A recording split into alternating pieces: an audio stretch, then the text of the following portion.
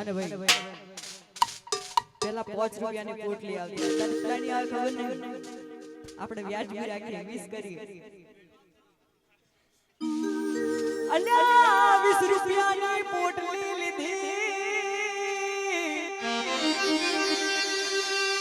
અના પગના ઠેકોણા નહીં